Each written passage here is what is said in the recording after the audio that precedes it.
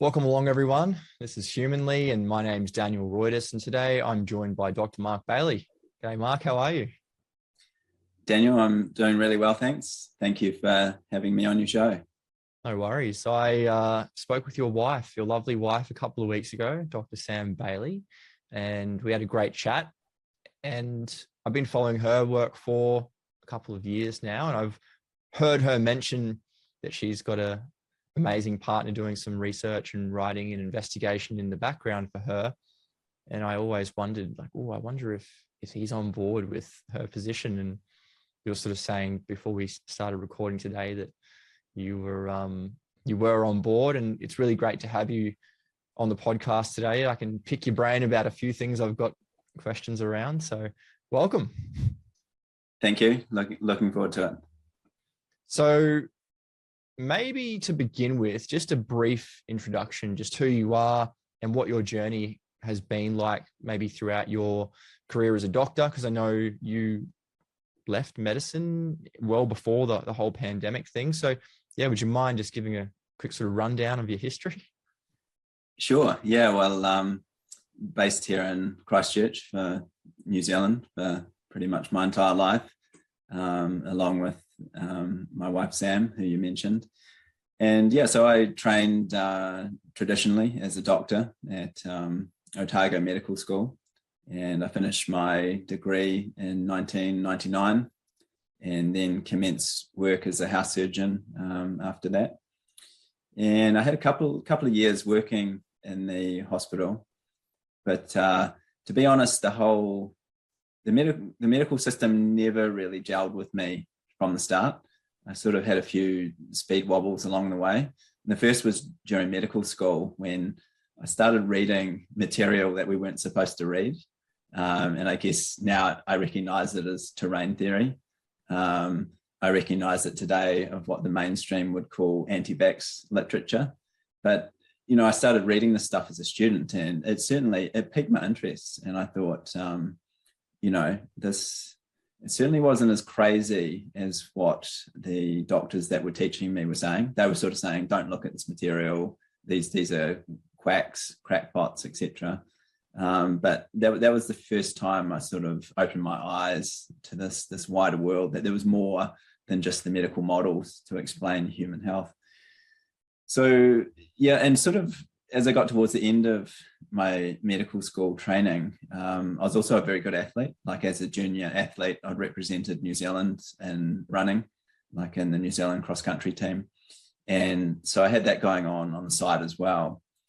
And after about 2 years of being a house surgeon, so my first 2 years working, I decided to focus full-time on being an athlete. So I became a professional duathlete, so running and cycling. Like triathlon, but in the bike run format.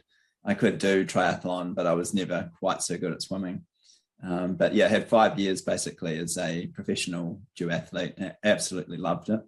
Learned an incredible amount about the human body, like how far you could push it, the kind of training loads that you could put your body under, maybe when training loads got too much and the body started to decompensate.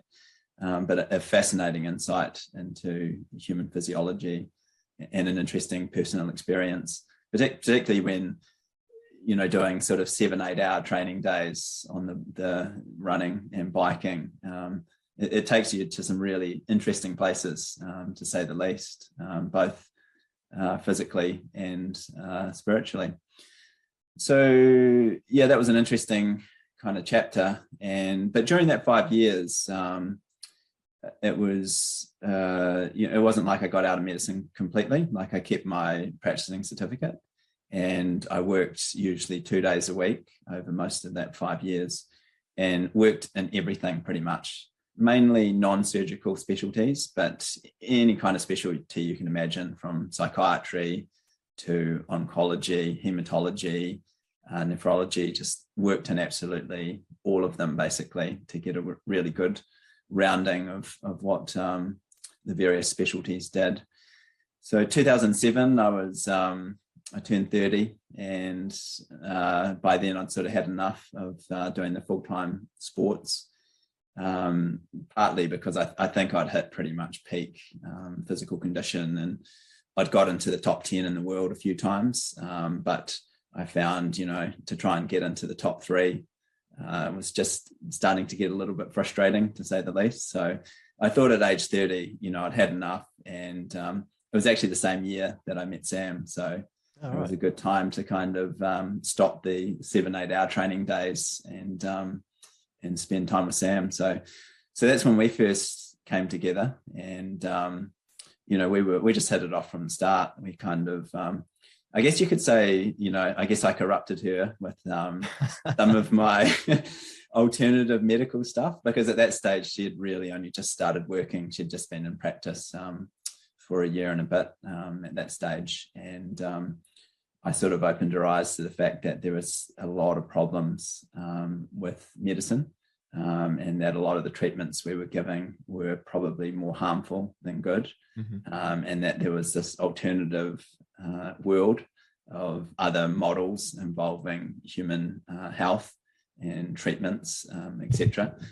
But the two of us, we worked really close together when we did hospital medicine, and got married in 2009. And soon after that, we both moved into private practice and did various different things. I was mainly at that stage concentrating on musculoskeletal medicine, and started doing postgraduate qualifications in that, and also specialty exams. And I almost got to the point where I was a consultant in musculoskeletal medicine, and then decided that, I really didn't want to do medicine any longer. So for the last couple of years, I continued to work part-time clinics a few days a week. And when 2016 came along, I decided that was it. I just closed up my clinical practice, and decided that I was going to get out of medicine completely, which I did, and thought that there's no way I'll get involved in any medical matters ever again. Until and then had 3 years great time doing other things, spending a lot of time with our kids, working with my brother who did property developments. So we did that for a few years, just building residential complexes and running a few different investments, and really just enjoyed my time doing something completely different. And then end of 2019, the whole rumors start circulating about this, new virus coming out of Wuhan. And something felt so wrong from the start. And I talked to some of my old colleagues, and they seemed to buy into the narrative, that there was this deadly virus that was going to sweep around the world. And by early 2020, Sam and I we were reading everything that we could get, all the publications, everything the WHO was saying, we were doing an analysis of, we were looking at the references, we were trying to get to grips with virology, because it was relatively, we'd been taught it at medical school, but we didn't have the depth of knowledge that was required at that point to really look at the papers and work out what they were talking about when they said they'd found this new virus. So certainly by early 2020, I was back involved again, fully immersed in medical research, basically. So not practicing, but just analyzing everything that was coming out. And this sort of coincided with when Sam set up her YouTube channel. And initially she was just going to do general topics. And she may have talked about this with you, but it was just anything, basically, something about a medication or a common health condition. But then, of course, with the whole COVID situation, she decided to make a couple of videos about the situation and share some of our early insights that maybe it wasn't what people thought it was. And obviously it created a lot of attention, and she went from having a little channel to having, hundreds of thousands of subscribers, and quickly came to the attention of the censors and the medical authorities, and the rest is history, basically, since then. But essentially, initially, I was very much behind the scenes, particularly in 2020, when I was just researching I probably spend a lot more of the time having to read all the boring papers and stuff, and then distill the information, and then Sam decides what to present to the public. Probably my habit is to get a little bit too technical sometimes and try and present something which I think is, well, this is really high level, this is impressive, but Sam will just say, we have got to present it in a way that your average person can understand. And I think she's had a lot of success explaining things like the PCR, or how they, supposedly isolate viruses, or how tests work, when a patient is sick, all that kind of thing. So yeah, and it was really, so we're doing that and had a really good recipe there. And then it was last year, actually, a New Zealand filmmaker, Graham Moffat, he was chatting with us, and he said to me, why aren't you giving out in public? Yeah. And I said, no, look, it's Sam's channel, it's her thing.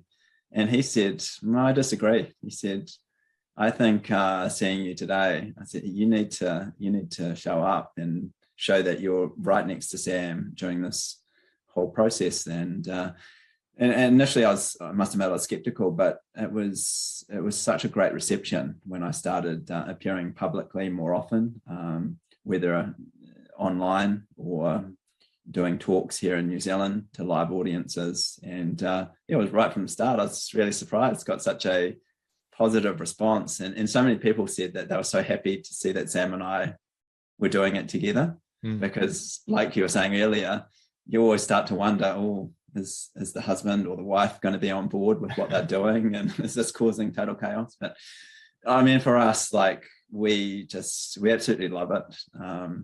And to us, it doesn't even feel like work. And I think for the first time for both of us as doctors, we feel like we're really just following a path of truth, and we're really able to do exactly what we want to do. And we realized that when we were inside the medical system and, getting practicing certificates and all that, the compromises that you have to make are just too much, basically. The truth goes out the door, and you're expected to follow a whole lot of guidelines, which often have nothing to do with the best evidence or the interests of the public. So, yeah, I guess that's a sort of a long-winded story of a bit of background. No, it's great. It's a great overview of your experience and your journey to get to this point, because it's not often you'd hear someone with your sort of credentials questioning the fact that a virus may not cause disease or may not even exist in the first place. So I think it's really important for people like yourself to speak out. And I want to say thank you for doing what you're doing. I think we need more people like you and your wife doing these things. For humanity, I think it's really important. And was there I know you said when you were in uni that you were sort of looking at terrain theory a little bit and sort of questioning things, but was there a straw that broke the camel's back for you in like early 2020 when you're like, hang on a second, there may not be a virus? Or were you sort of aware that there mightn't be a virus even before the whole COVID thing? Like, how did that happen for you? Yeah, I mean, to be honest, up till 2019, like the majority of people, and certainly like doctors who are trained in the system, I just assumed that viruses had been proven to exist and proven to cause disease. Now, I was shown, obviously during my training, I was shown pictures of what were said to be viruses under the electron microscope. I was shown various tests, like antibody tests, that you could do. You could order these blood tests on patients, and they were said to prove that the patient had the virus or had been exposed to it. Obviously, I thought there were vaccines that were based on viruses, because the packet said live virus or attenuated virus. And I thought, okay, well, the virus must exist if it's written on the side of the packet. But yeah, early 2020, I think it might have been actually 2019. I was listening to a podcast, but it was to do with mainly financial stuff. And the host said HIV doesn't exist, and he just threw it in there. and I had a lot of respect for this podcaster, because, he was giving really good advice about financial matters, and I'd been really impressed. And I thought, that's a bit odd that he threw that one in there, and I just dismissed it. And then about 2 weeks later, I think it must have been about November, December 2019, someone else said it as well. And this guy was like a PhD doctor, and he said it's one of the biggest hoaxes ever, HIV. And that really, I thought, this is crazy. This is two people in 2 weeks have said the same thing. And to be honest, I didn't even know that was a thing, questioning whether the viruses existed. So I started looking at the literature, and of course, all the mainstream stuff says, no, that's just crackpot theory. But I thought there must be something out there and someone that's written more extensively about this topic. And that's when I found Virus Mania, which was at that stage the second edition, written by Klaus Conline and Torsten Engelbrecht.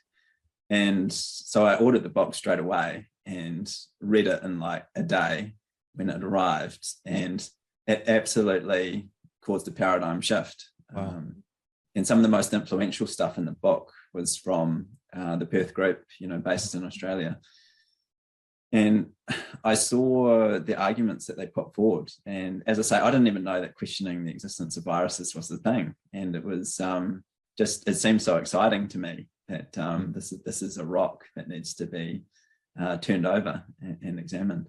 So it was early 2020. And that's when I said to Sam, I said, sit down, I'm going to tell you something crazy.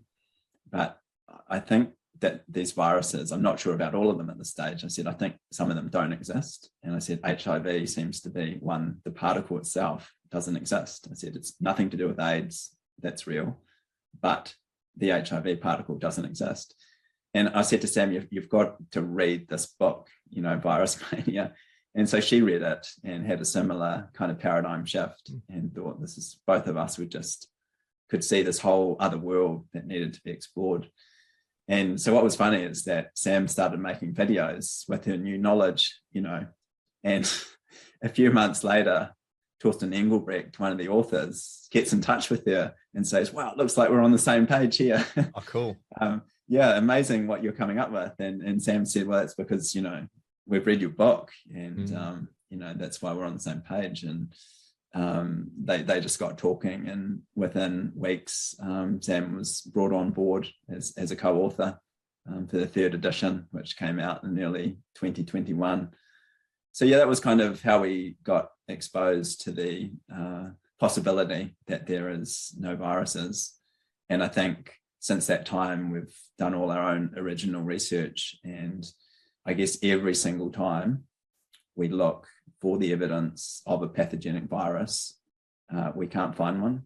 So I guess my position is that I can't categorically say that pathogenic viruses don't exist. What I can say is that there's no evidence that I can see that they exist. So either we have to, refine the techniques that are being used, the current methodologies, which are completely unsatisfactory, or we have to look a bit harder.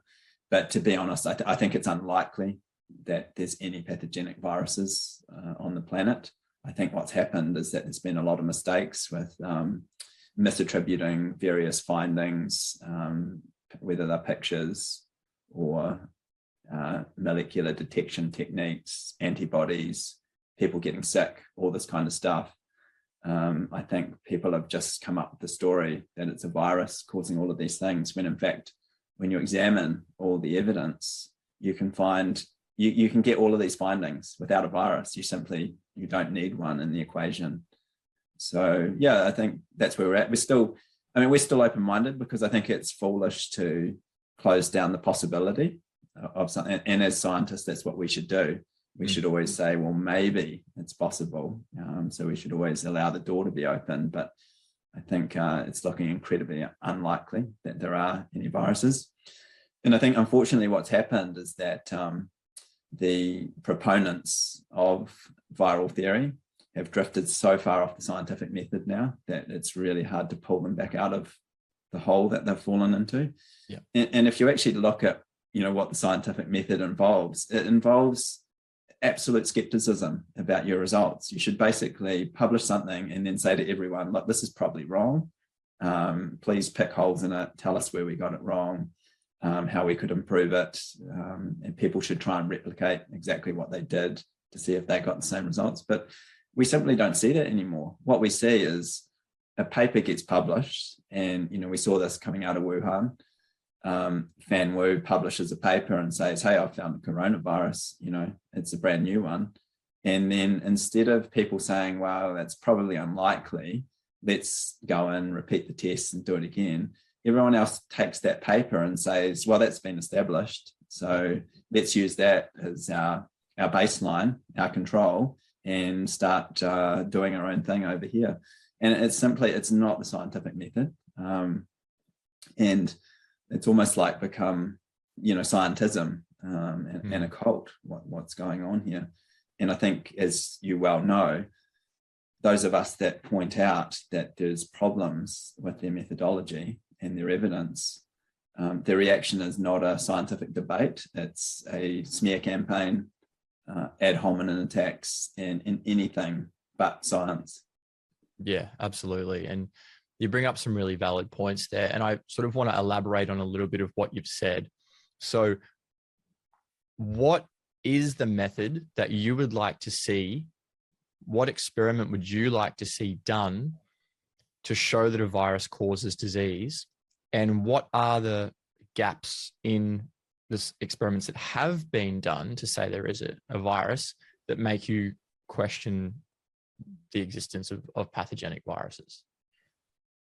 Yeah, well, first of all, what we need to start with is what the definition of a virus is. And it is surprising how many times you ask someone, even a doctor, what a virus is, that they can't actually answer. And they give you these kind of roundabout explanations like, oh, it causes smallpox. That's causes measles. Or they say it's an infectious thing. But they don't actually give you the formal definition. And that's, it's a tiny particle, usually in the nanoscale, something like 100 nanometers in terms of its diameter that it's supposed to be. It's supposed to have a genome, the genetic code, which can be RNA or DNA. It's supposed to have a protein type coat surrounding it. And it has to be an obligate, so it has to be an intracellular parasite. So it has to be able to not only get inside a host, but then be replication competent, and more copies are made within the host cell, and then it comes out of the host cell and infects other hosts potentially and causes some disease. So I think you need to show all of those steps. You can't just show bits and pieces of them and say that you've proved that there's a virus. You have to do, absolutely all of them. So in terms of how we would do that, so first of all, we'd have to find a sick organism, whether it's a plant or an insect or a human. And we'd have to say that it's got a particular illness that we can recognize as particular features. Then we have to try and isolate the apparent virus from that organism. Now, ideally, you'd just do that directly from the organism itself. So you'd just take a sample, maybe like a blood test or saliva, and then you'd potentially process it with a centrifuge or something like that. But you'd try and find the particle inside the organism that has the disease. Now, unfortunately, that's never happened. And that caused major problems in the 1900s when the electron microscope was invented in the early 1930s. They thought they'd just be able to take samples from people who were sick and then find these alleged viruses inside them. But unfortunately, that didn't really work out for them, and no matter how hard they looked. And I think a lot of the public don't understand that, is that it doesn't matter how sick a person or an animal is, they never find a virus inside that person, directly from the person. And this is even people that are riddled with diseases like AIDS, and supposedly they've got this huge amount of HIV in their system. And yet when you take a blood sample you can't find one. You can't find any of these particles. You just don't see them. So that's that of course is a major problem, and it means that you can't get past step one of Koch's postulates, which is why you often hear people say, well, we can't do Koch's postulates for viruses. I mean, technically you could, it's just that they've never got past step one, and that's why they don't want to do anything more to do with Koch's postulates.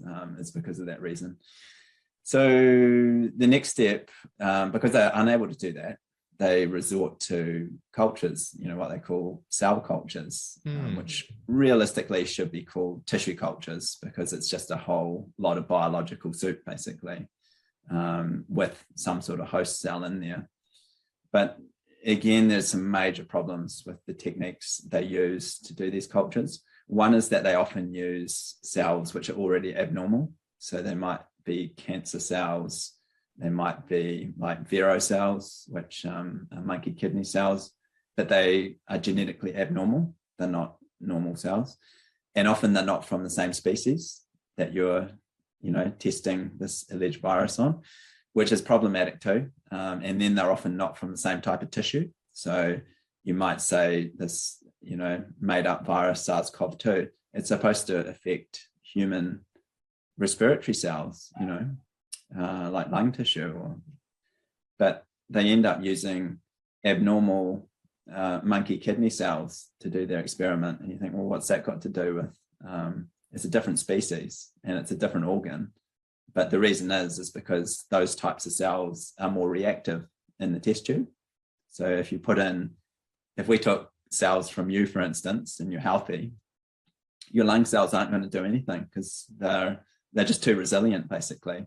Right. So whatever mixture you add to them in the test tube, you don't get all these breakdown reactions, which they end up attributing to viruses. So we've got problems with the way they do the cultures. And then they, you probably looked into some of the stuff, but not only do they have their monkey kidney cells in there, but then they add a whole lot of other stuff. Like they add cow's blood, they add antibiotics, antifungals, various other types of chemicals. And then if that doesn't work, they passage, the sample, which is when they take out a small amount of the cells and then reintroduce them to more antibiotics and more cow's blood and more toxic chemicals. And they may do that several times. And eventually, if they see some sort of reaction and cell breakdown, they say, well, that must be the virus. And the problem is that it's been shown that most of the time they don't do valid control experiments. And sometimes they say they did a mock experiment, but you actually, if you get in touch with the authors and say, what did you do? It's often not a valid control. Like they didn't add any biological material from a human, say. They'll put in their kidney cells, their antibiotics, their cow blood, etc. But then they don't add any human tissue. And really that's the key, is that if you're not doing that, you don't have a valid control experiment. And probably there should be two controls. One should be a human sample from someone who's completely well, and another could be from someone who's unwell with a similar condition, but said not to be from the virus that they're trying to investigate. So, but as I say, they never kind of do these valid controls. And we know now that you can simply do those culture experiments, and just by stressing the cells in the tube, eventually they break down, the so-called cytopathic effect, and they start producing vesicles. And sometimes at that point, they take some, electron micrograph images and say, well, there's the virus. It's coming out of the cells, or it's in the cells, and it caused it to break down. But I mean, simply taking pictures like that doesn't prove anything. I mean, all we're looking at is vesicles, and they look exactly the same as other vesicles that come out of mammalian cells. And what I find deceives people is that somebody puts an arrow or a circle on one of these bubbles and goes, that's the virus. Yeah. And it's bizarre, because you're sitting there going, I don't understand how they're claiming that particle came and destroyed the cell. For all we know, it's just a vesicle doing what they do. So yeah, I think that's a major problem. And then you get into the issues of other indirect techniques like the genetic stuff, finding genetic sequences. One way is just through PCR. But again, that tells you nothing because you don't know where the genetic fragments came from. So, they've got a test tube and it's full of all this material. Nobody managed to purify anything or demonstrate where the genetic material came from, but they simply run a PCR or do genomic sequencing and then say, wow, that came from the virus. But again, there's absolutely no proof of that.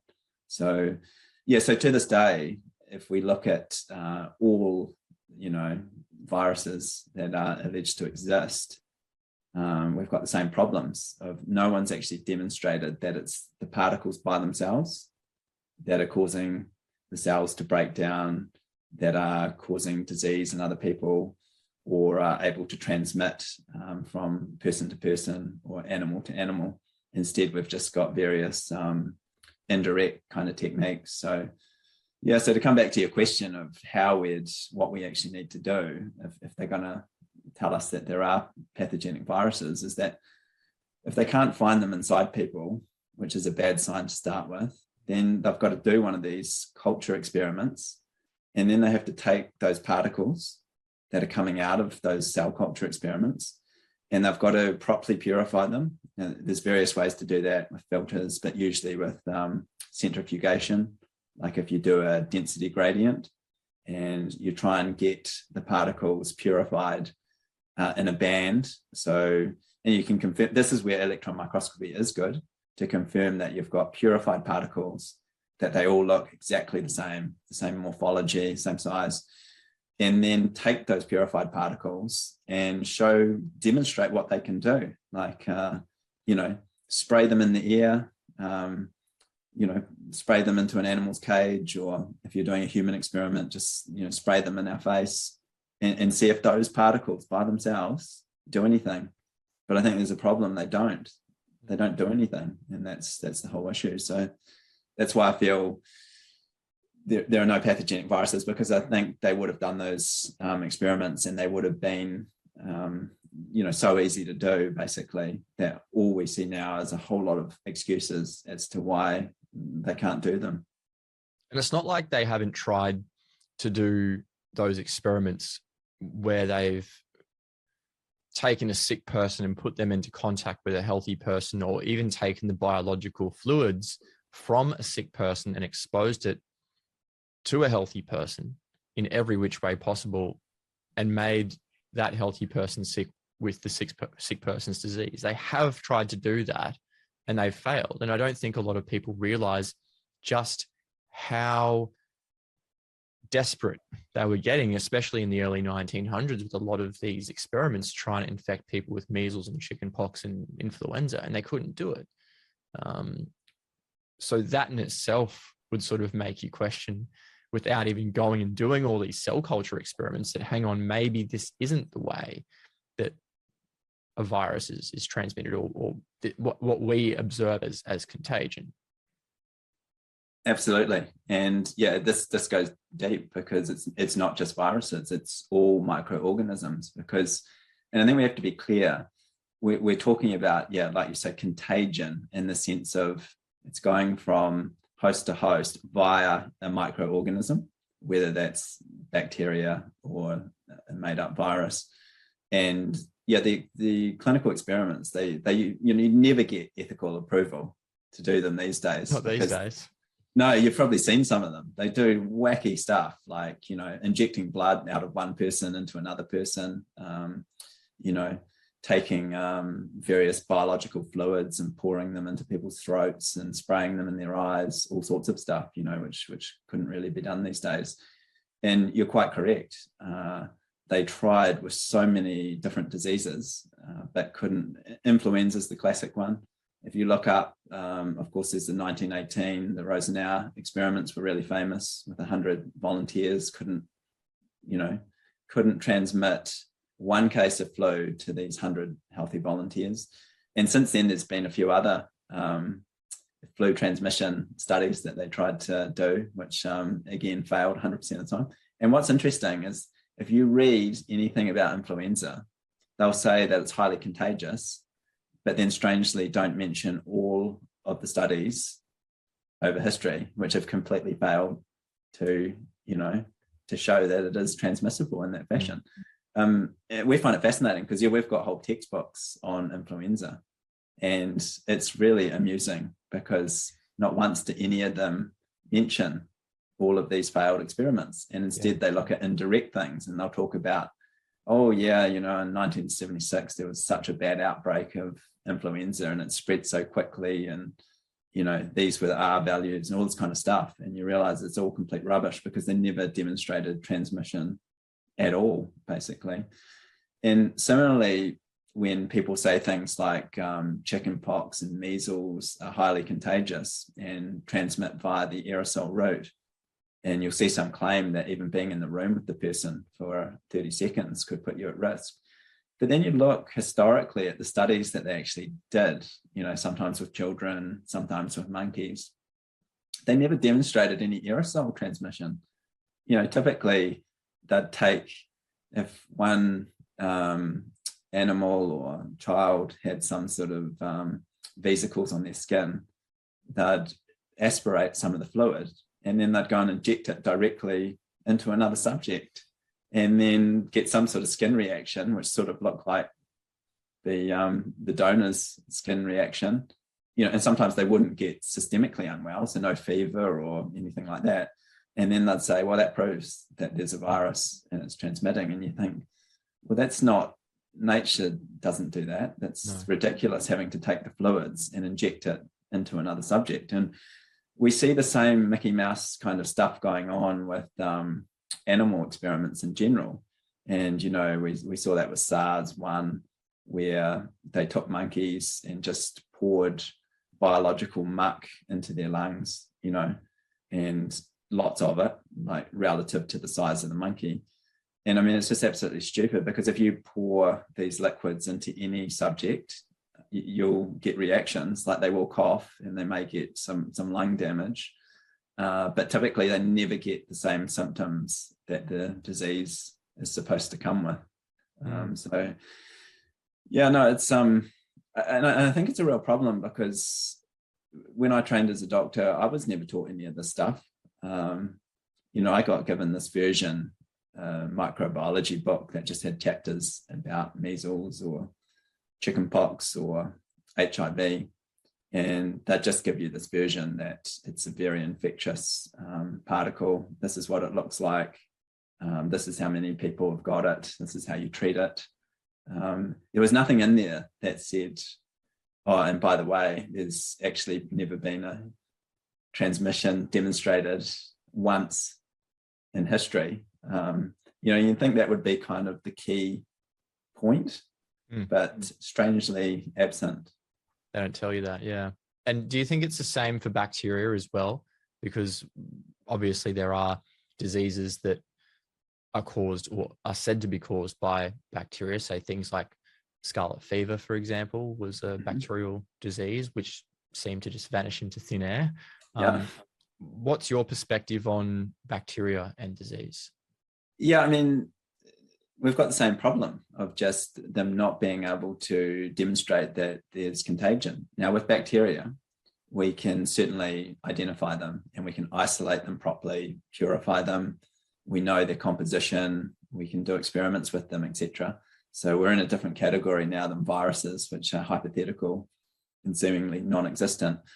But even with bacteria, if you look up, I mean, one thing we found really interesting was looking up Koch and Pasteur, the famous germ theorists, the fathers of germ theory, and actually looking at their original studies. And you probably know Pasteur's work is just highly fraudulent. He was just making stuff up, essentially.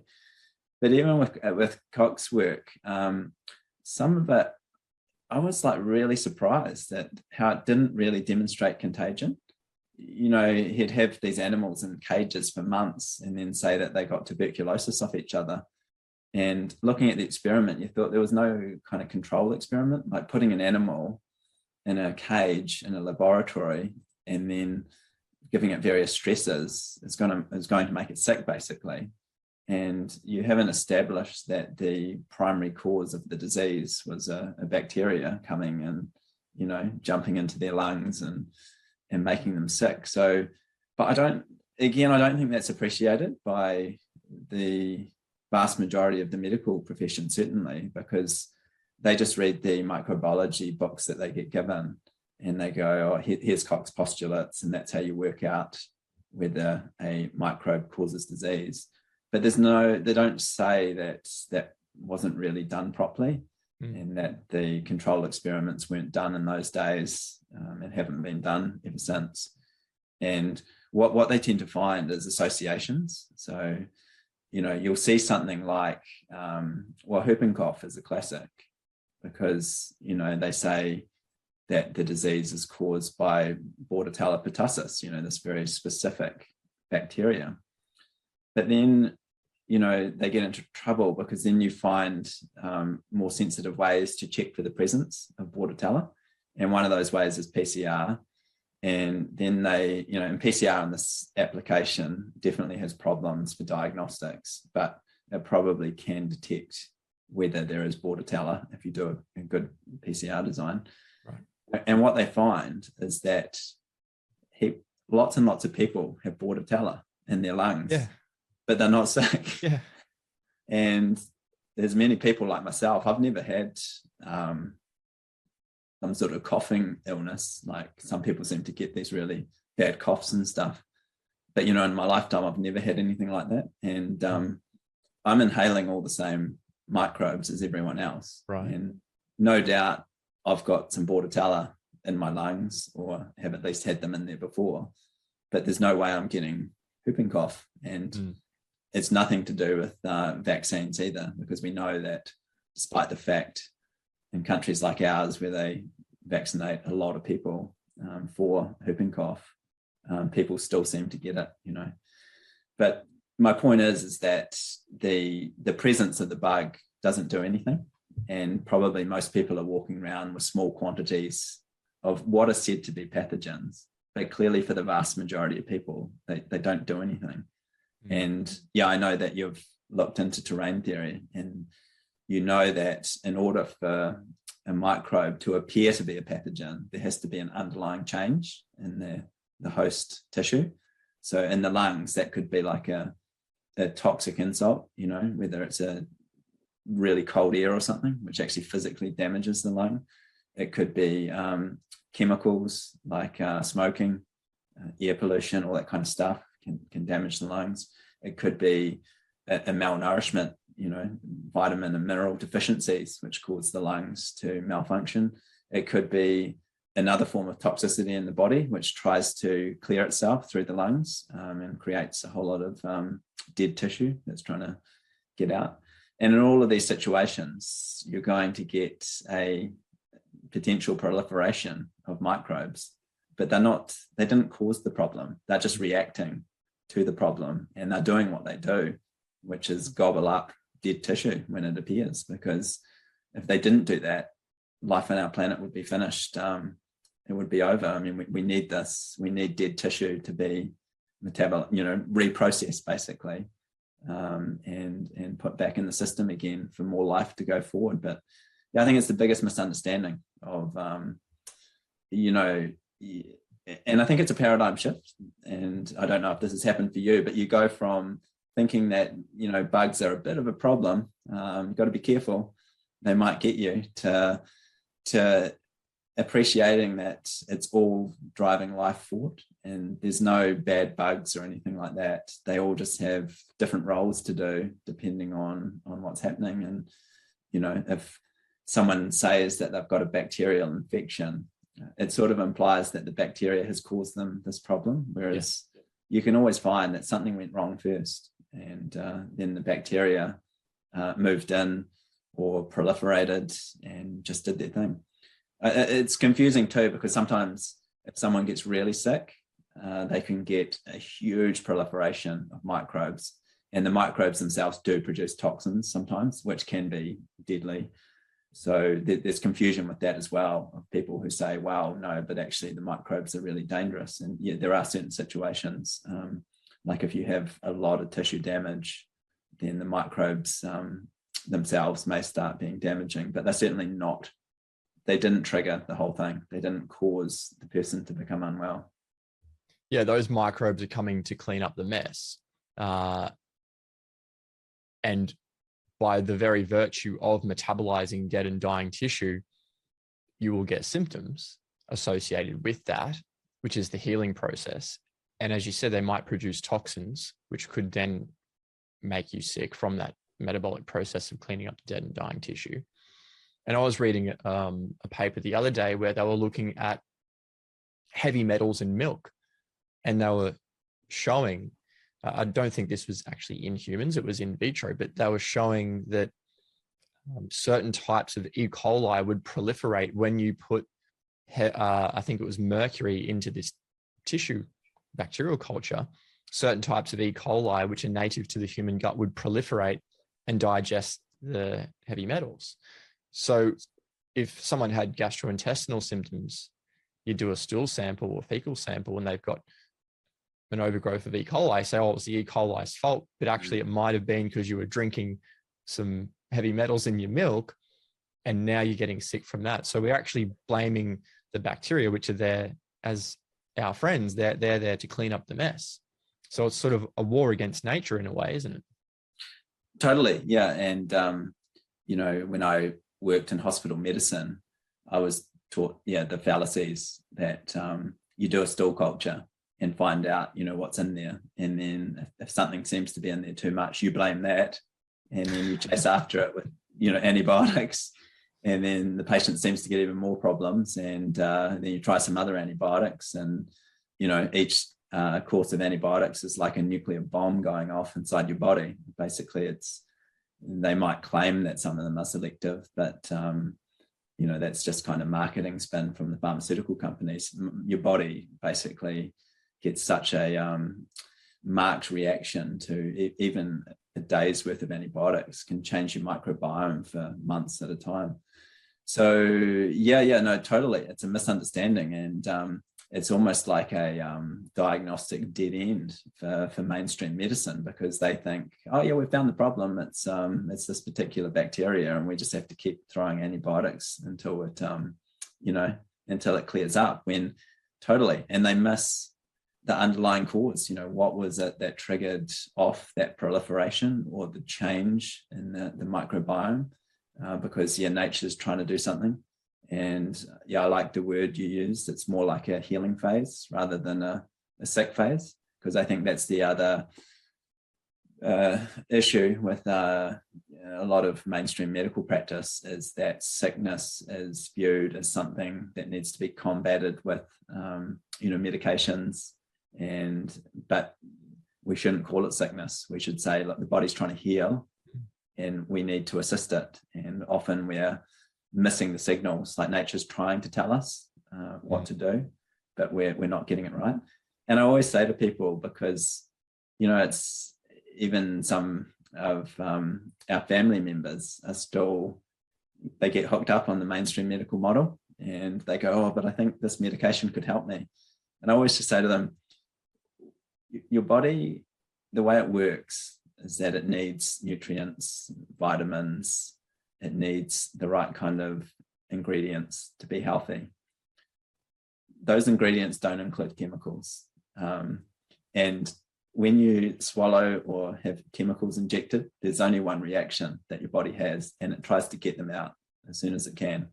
And I think once you appreciate that, you can understand health in a much, much better way. And if you can show people that, look, you're vitamin A deficient and your body's crying out for it, and it's in a healing crisis right now, and this vitamin will help, and the difference is huge compared to saying, well, I feel unwell, and if I take this chemical, then I'll feel better once again. But there's no way that their body was deficient in that chemical. It's not a thing, and the complexities of when these chemicals are ingested, I mean, they have all sorts of effects that we can't imagine. We've traced a lot of the metabolism of various medications, but even for really common medications, it's still a lot's unknown. about what they do once they go inside the body. And that would include things like paracetamol, which people, take around the world every day as though it's, completely safe and got no problems. But, to be honest, I can't even think of the last time I took paracetamol. I mean, like most people, I used to get an ache or a headache or something and think, oh yeah, take a couple of those. Whereas I think since having a different understanding of health, nowadays I say, why have I got a headache? And you have to be honest with yourself, and you find out why you've got it, if you're really honest with yourself, and you remedy it. You don't pop a couple of pills and then continue abusing your body. Yeah, exactly. I mean, yeah, it's amazing. I used to work with doctors who would tell me that, they'd take low sec for their stomachs, mm-hmm. and just, an anti-acid medication. And I'd say, why? And they'd say, oh, it's usually because, when I drink alcohol and it really upsets my tummy. And they said, but if they take the low sec with the alcohol, then everything seems to be okay. And you just say, no, your body has tried to tell you something. Like the alcohol or the type of alcohol or the amount is toxic. And, taking an extra medication to make the symptoms disappear is not the answer. You're going to end up with major problems down the line, and again, it's just, it's a complete paradigm shift from what we were taught in medical school, because when you graduate, you've got this repertoire, hundreds of pharmaceuticals and techniques. And then it's kind of like when you have this awakening, you sort of go, oh, most of them are pretty useless, Yeah. It's sort of disappointing, but in a way it's, you've got to get through that phase of saying, look, it's just not what it's cracked up to be. They're nowhere near. I mean, you've probably realized this too, that a lot of allopathic doctors, mainstream doctors, are not in the business of curing people, and it's not really a word that they even use. They talk about treatment and management and all this kind of stuff. And I think that was really an eye-opener as well, of going that you should aim to cure. And if you're not curing someone, you really have to ask, are you on the right track here? And I think that's another a huge paradigm shift that you have to make, of actually aiming to get people back to complete balance. And it's amazing, because in the last 2 years, and I think you've had guests talk about this too, is that you meet people who have quite advanced conditions and are really unwell, and they actually reject their own training and their own medical system that they're part of, and find a way to heal themselves. And often for them, that is their awakening, that, there's something wrong with the medical industry, because it's not able to cure people. Yeah, and unfortunately, you have to learn the hard way to realize that medicine doesn't hold a lot of the answers to our health issues.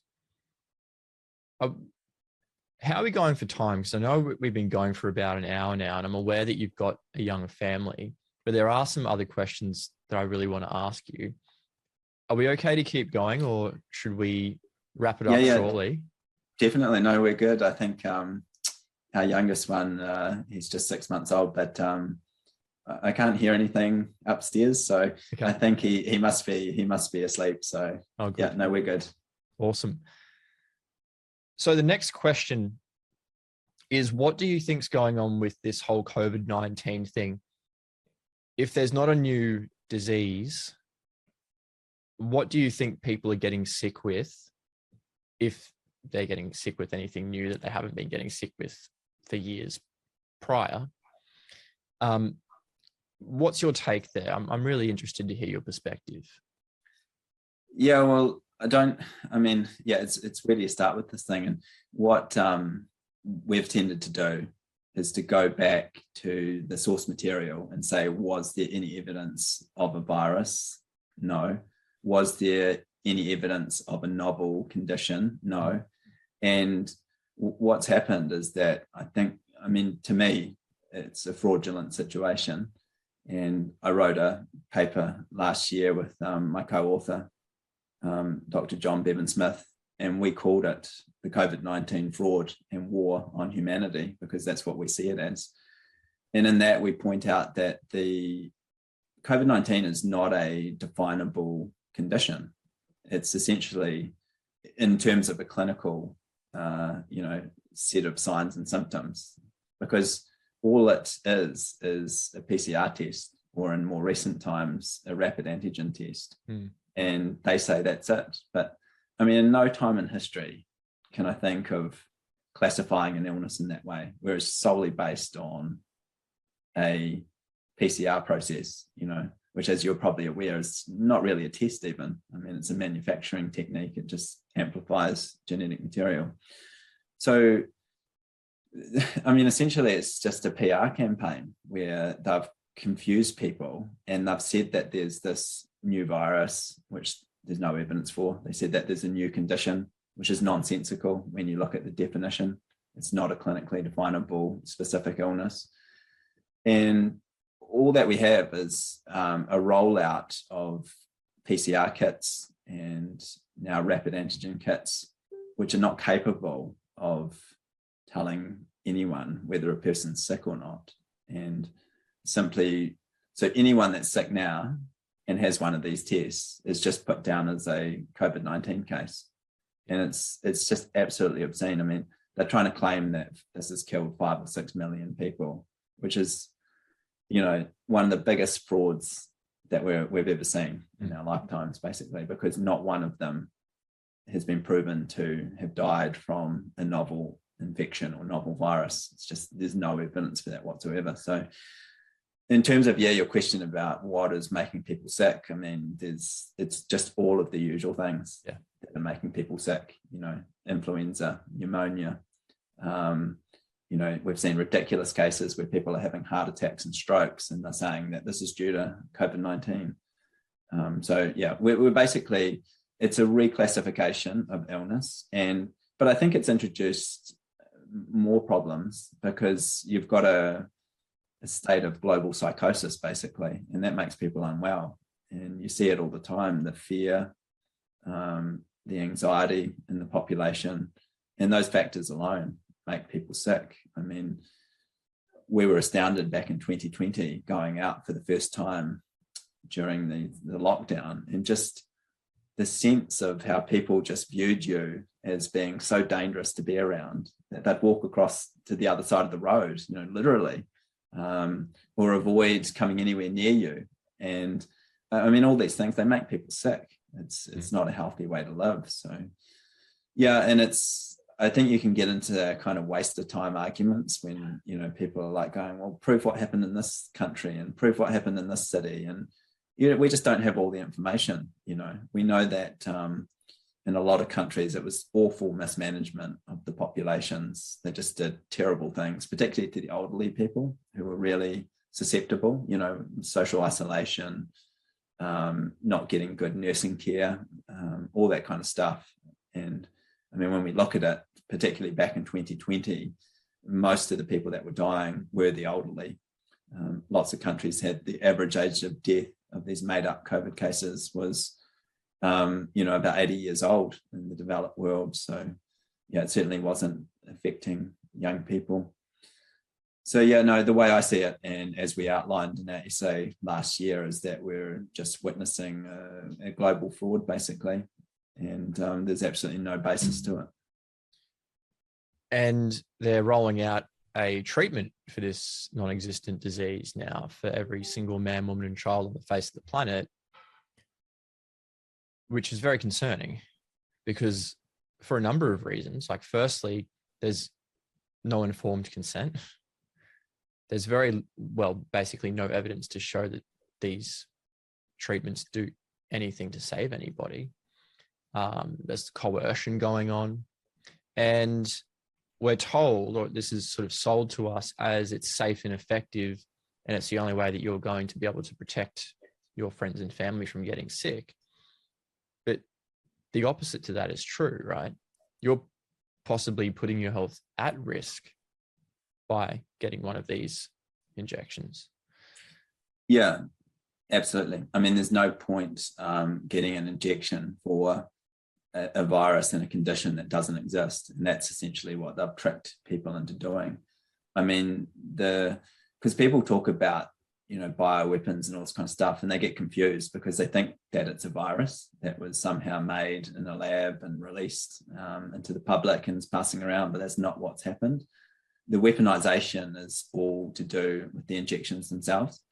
So in terms of taking those spike protein sequences, which as far as we can see, they've been playing around with for about 3 decades now. If you look back to, there were patents on spike protein sequencing sequences dated back to about 1990. And as far as I'm concerned, all the research I've looked at shows that the spike protein is just a product that you can make in these these tissue culture experiments, basically. And they're a product of cell breakdown. What their exact function is, it's hard to say. But of course, they've attributed it to coronaviruses in this made-up fiction. And so what people are being injected with is essentially a weapon, because if it works, it makes their body produce the spike protein sequence and at the spike protein itself. And you don't want that in your body. It's pro-inflammatory. It's small, so it can go virtually anywhere in the body. It goes into the brain. It goes into virtually every organ. Same with the lipid nanoparticles by themselves. They're pro-inflammatory. They're not things that you want inside your body. They're so tiny that they basically go everywhere as well. And then you've got these other constituents which haven't been declared, like the graphene type particles, which are highly toxic as well.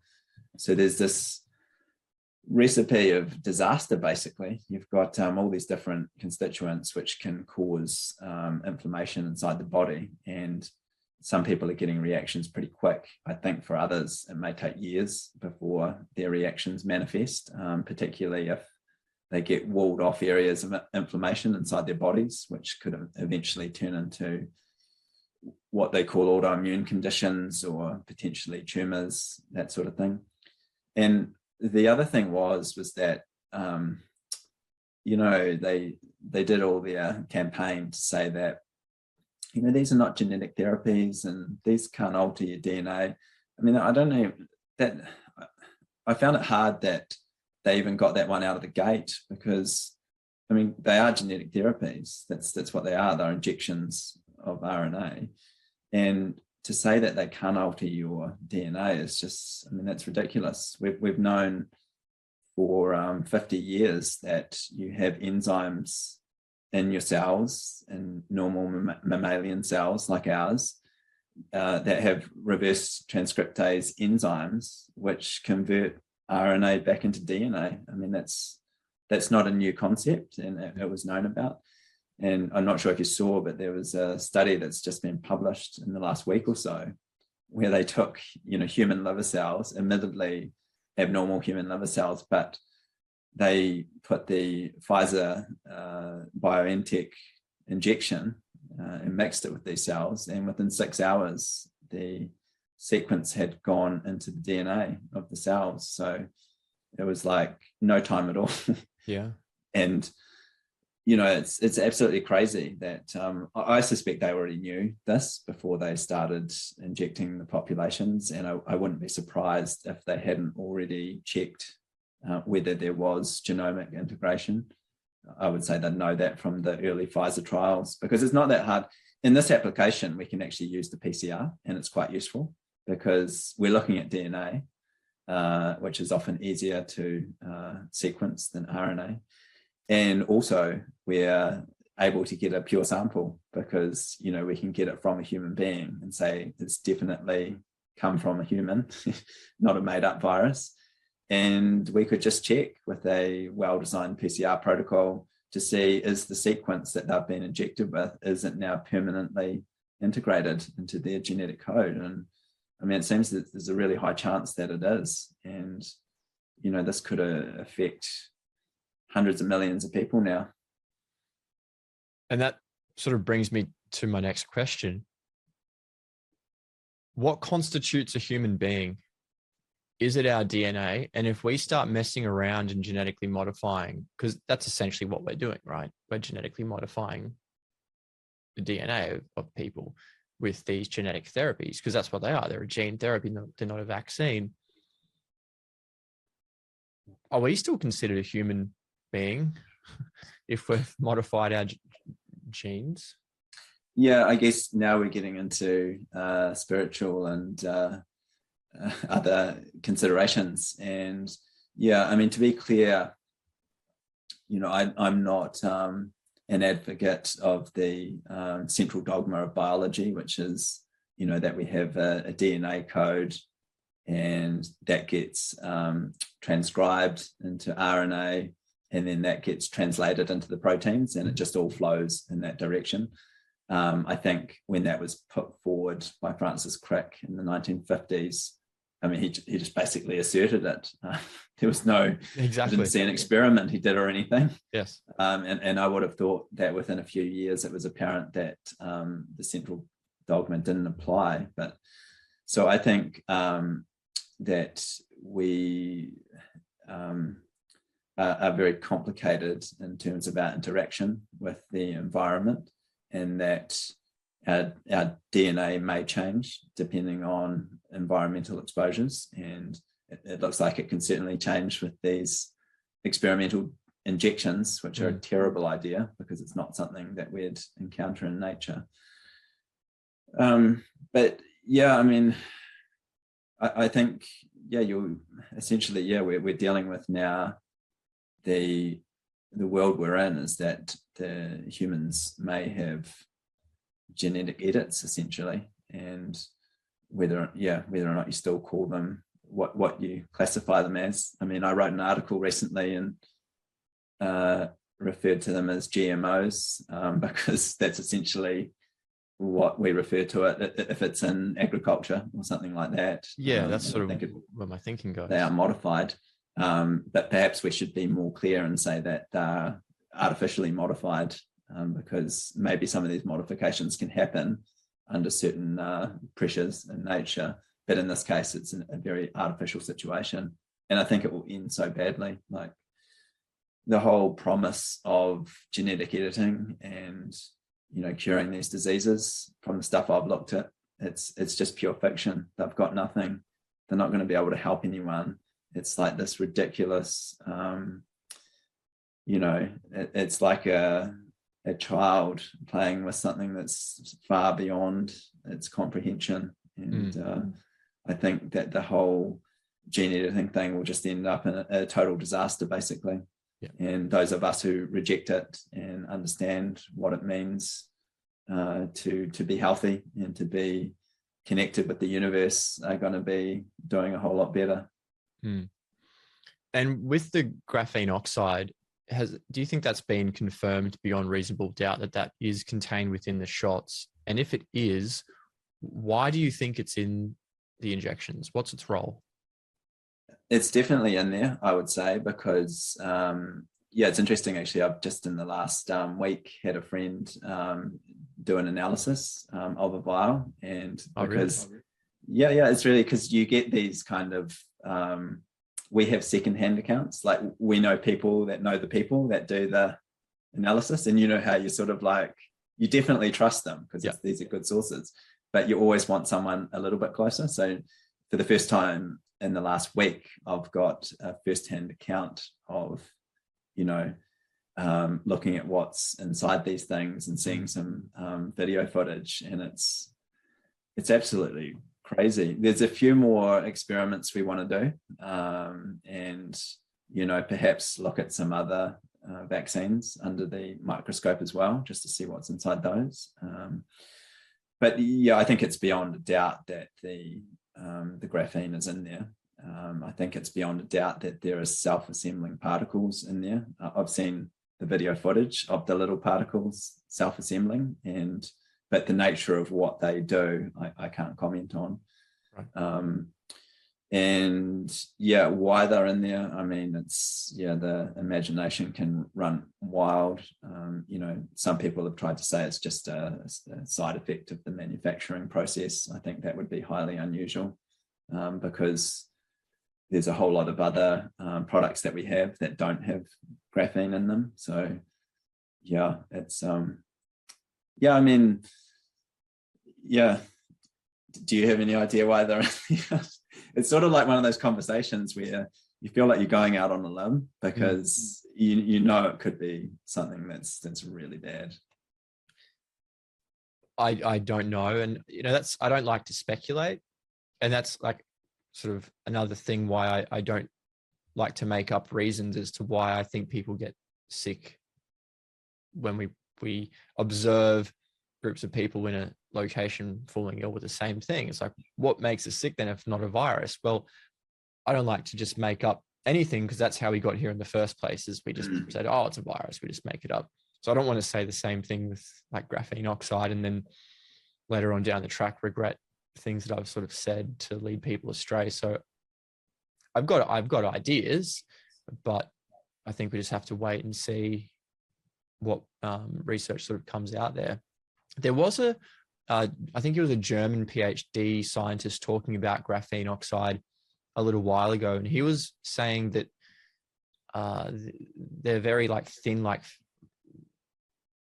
filaments, and they're like razor blades, and they can destroy the inside of the like the endothelial lining in the blood vessels. And I was thinking, and I asked this to Dr. Kaufman when I had him on my podcast, is it possible that those razor blade like substances are destroying or damaging the endothelial tissue, and the spike proteins that we're seeing are just little bits of protein from the endothelium? Is that a possibility? Yeah, I mean, I think there's two different things going on. I think the mRNA is coded to produce the spike protein, and I presume that's happening in most people. Although, yeah, I have heard Andy Kaufman question whether people are even producing this spike protein at all. But other researchers say that, yeah, it's definitely being detected inside people even months after they've been injected. I think the real danger with graphene is, like you say, it's so unusual in that the graphene plates can be 1 atom thick, and your body's not designed to process. It's not something it would ever encounter in nature.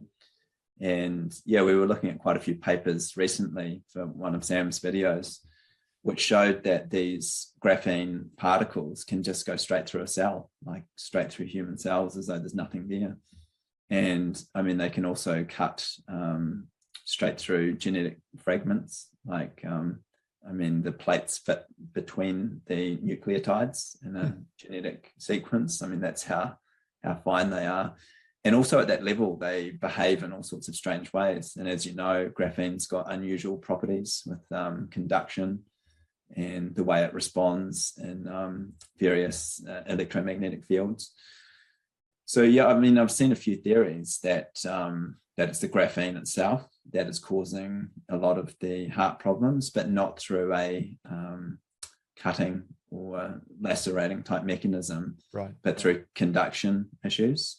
Because we know that if the graphene is in a biological entity, it will gravitate towards where there's electrical activity. So in a human, that's going to be the heart and the brain are going to be areas where there's a great deal of electrical activity. So that may be, I've seen some people postulate that that's why we're seeing a lot of people have heart problems, is because the graphene is interfering with conduction in the heart and causing problems. Because I must say, I mean, a lot of people I know have had heart problems. It's just a question of what exactly is the mechanism. Is it an inflammatory one through the spike protein, or is it the graphene particles themselves causing inflammation, or is it the graphene particles causing conduction issues with the electrical system? I just think it's so many unknowns, and we've been a little bit more reserved on that stuff because unlike going back and looking at the history of virology and measles and coronaviruses and that, where you have just so much in terms of research that you can read through and experiments you can check and stuff. The whole thing with the constituents of these injections is that it's just all new. And yeah, a lot of it's speculation at this stage. But yeah, I think there's just so many things in these injections which appear to be incredibly dangerous that, yeah, I mean, no one in their right mind, if they know anything about them, should be getting them injected into themselves. Yeah. Yeah, I appreciate your perspective on that. I also wanted to ask you, do you think medicine's going to be able to redeem itself after all of this? I think it's yeah, I know we talk about this too, because within New Zealand, there's hundreds of doctors that have really got out of the system or are half out of the system now.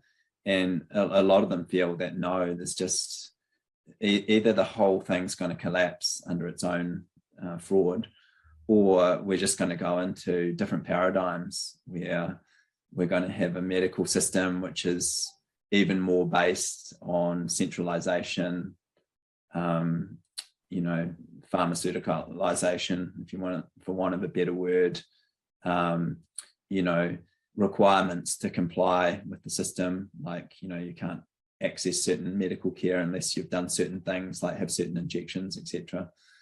And we may just get a splitting of the system where many people realize that that's a toxic system and it's not the way forward.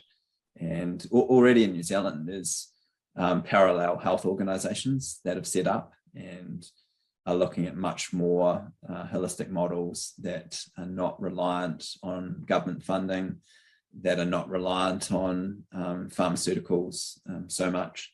So I think in some ways we should look at it as a really good opportunity. And I think for a lot of people, the last 2 years has been a huge awakening, not only for medical practitioners and medically trained people like ourselves, but also for the public in general. And people need to decide which kind of model they want to get involved with. And I think for a lot of people, they've realized that the medical system is not the way to go. And I've never seen, like in the last year, so many people just contacting us saying that they are so dissatisfied with their doctors now. And, you know, they're deregistering from practices or just not even bothering going to see some of these doctors anymore. Yeah. Yeah. It's going to be interesting to see what happens and watching that scenario play out. And sort of moving forward with what's happening with all of the pandemic issues and healthcare and government overreach. I mean, it's unfortunate that it happened, but in a way, as you said, it's a necessity and it's allowed a lot of people to wake up. And I think it's been a blessing in disguise. What do you see the future like in the next 18 months? Do you think there's hope for humanity? I've still got hope for humanity. Yeah. And do you know, for both Sam and I, we have this very much, we're into a very present kind of mentality. Like we don't speculate about what might happen in the future. So I don't usually try and make predictions. We just usually focus on what's happening in the moment and doing the absolute best we can to be conscious and bring understanding and enlightenment into what's happening in that moment. I mean, for sure. I mean, humanity is going to win. We just don't know when. And I'm not too worried, you know, if we go, you know, we've had this has happened many times in history where we've gone into dark periods, and sometimes they can last for centuries and everything goes backwards. But over time, you know, we get there and we get, the consciousness keeps rising. And I think things will definitely in the long run. I mean, it's really optimistic.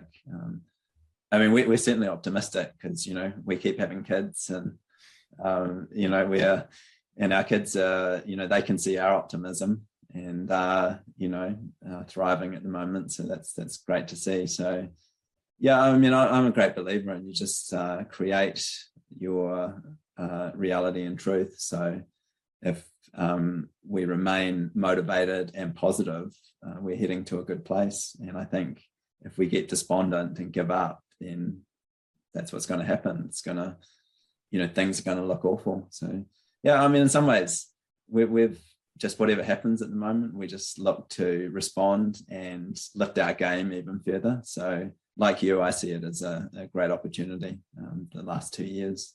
And no, I'm grateful for what we've been given, and for everything really that's happened, both in terms of our own personal awakening, and as well recognizing a greater awakening in this community around the world. So yeah, optimistic. Good. I'm glad to hear that. And I like that you live in the moment. And you're right, we do create our own reality. Any final words, Mark? I'm going to let you get back to your family, but if there's anything that you wanted to add that you feel like we haven't discussed, or any sort of final concluding remarks? No, I think we've covered a good amount there, and I really enjoyed talking to you, and I'll keep watching your podcast, because you've had some amazing guests on, and I look forward to continuing this journey with you. Thanks. Yeah, it's good to know that we've got good, strong, well-educated men like you on our side. It's always refreshing to meet a new face and connect. Now, where's the best place for people to stay up to date with what you're doing? So I know you do a lot of writing for your wife, Sam. So would it be through her website, or have you got your own website? Or yeah, no, definitely. It's enough work just keeping up with all Sam's platforms. So yeah, I publish my work on her platforms, and so the best one to go to is drsambailey.com. So drsambailey.com. And of course, she's got her YouTube platform, her Odyssey platform, and Telegram as well.